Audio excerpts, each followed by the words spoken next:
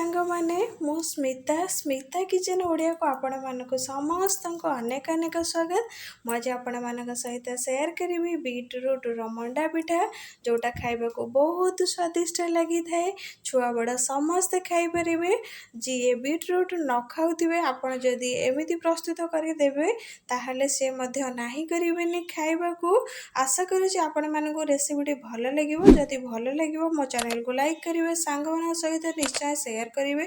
आउ जदि मो चैनल नुआ अच्छा ताहले प्लीज मो चैनल को सब्सक्राइब करने को भूलें। आउ जदि एमती नुआ नुआ वीडियो नोटिफिकेशन चाहते ताहले बेल आइकन को प्रेस करने को भूलें। एवं चलते देखिए आज रेसिपी आपण माने सहित शेयर करी बीटरूट मंडा पिठा।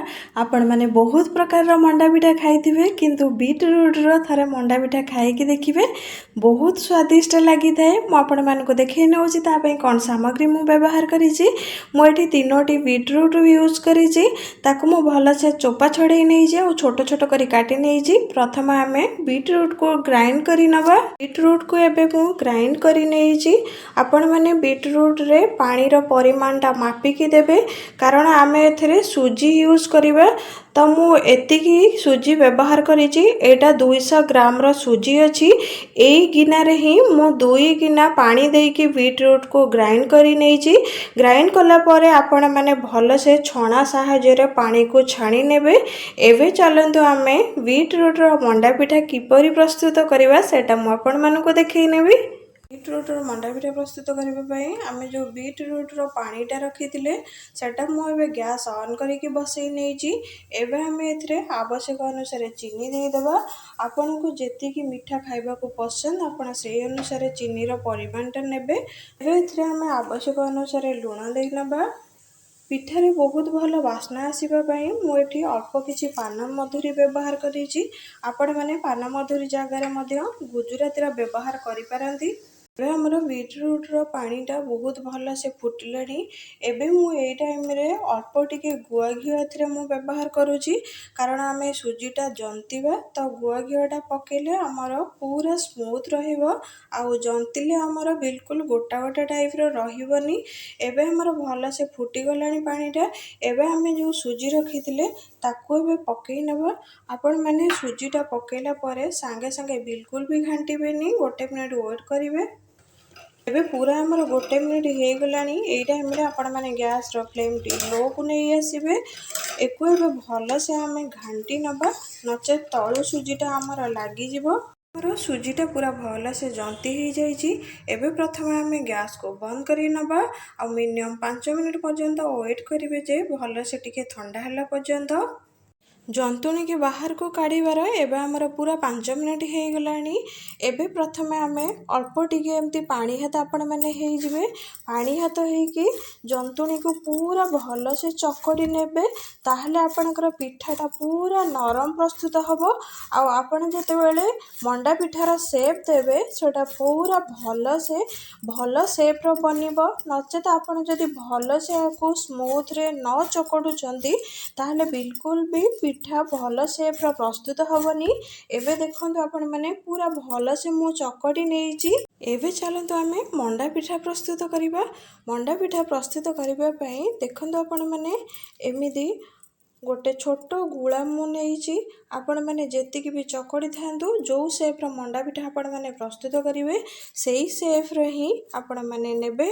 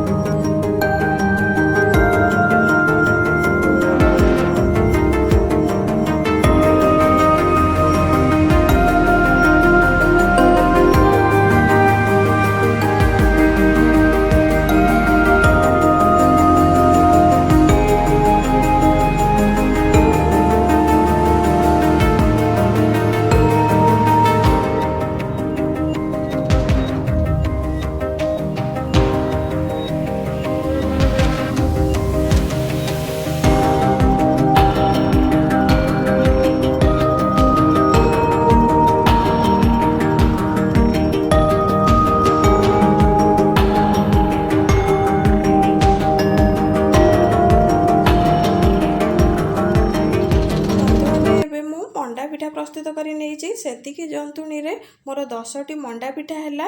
आपण माने एथिरे नड़िया पुर जदि दबाकू चाहती आ नड़िया पुरर रेसिपी जदि देखिबा पई आपण माने चाहती ताहाले मो चैनल रे लिंक अछि, आपण माने देखि परिबे नड़िया पुरर रेसिपी।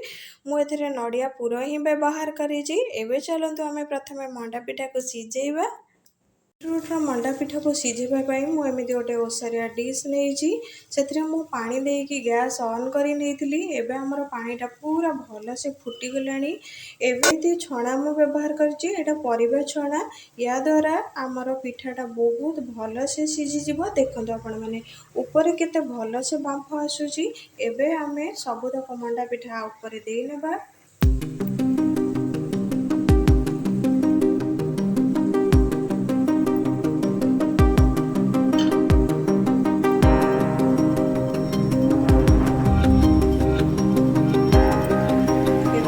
सब मंडा पिठा को मुझे नहीं आपण मैंने बिल्कुल भी ध्यान रखिए आपको कवर करेंगे। एमती ही आपण मैंने 15 मिनिट सिझापी देवे खोल। एवं पूरा 15 मिनिट हो गलानी। एवं मु प्रथम गैस को बंद कर नौची। देखो आपण मैंने पिठार कलर चेंज हो जाइए। आपण मैंने ये जानीपर जे आमर पिठाटा बहुत भल से हो जाए। आम ठंडा हवा पर्यंत वेट करवा तापर सर्व करवा। आमर पिठाटा भल से ठंडा हो जाए। चलतु सर्व कर नवा।